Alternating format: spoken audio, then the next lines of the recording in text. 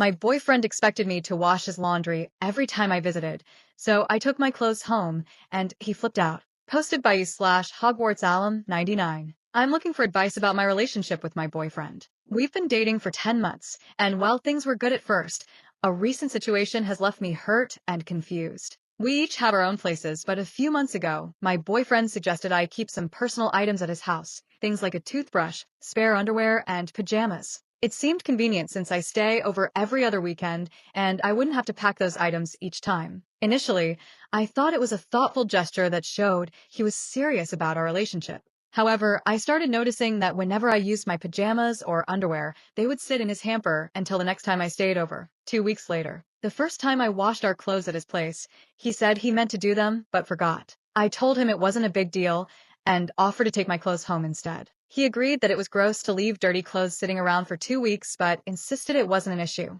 Despite this conversation, nothing changed.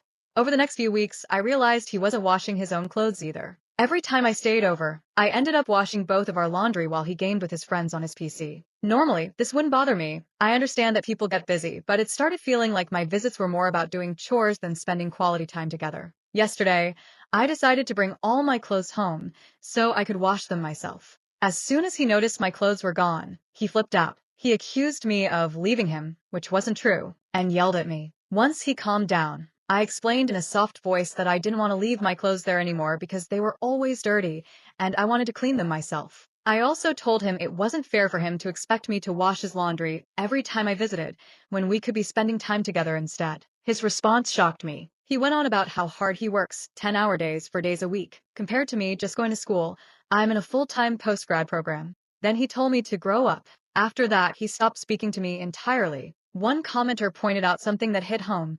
Dripless_cactus said, "You only stay over every other weekend, and he uses that time to hang out with other people in gaming? You know, he might have a point. It's time to grow up and start dating a grown-up who actually respects you." I don't mind his gaming. In fact, he introduced me to Fallout 4. But gaming isn't my only interest or idea of quality time together. Right now, I feel hurt and lost. Update, 5 days later. After 3 days of silence from him, I decided to end the relationship. I tried texting him multiple times with no response, so eventually I called his cell phone and left a voicemail explaining how deeply hurt I was by his behavior, both the yelling and the lack of communication afterward. In the voicemail, I told him that open and honest communication is important to me in any relationship, and that since he hadn't responded or made any effort to talk things through, I assumed we were over. 3 minutes later, he called back. He was crying and apologized profusely for how things had escalated. He admitted that all he wanted was to play his games in peace, but realized he also wanted me in his life. He asked me to take him back. I told him the truth,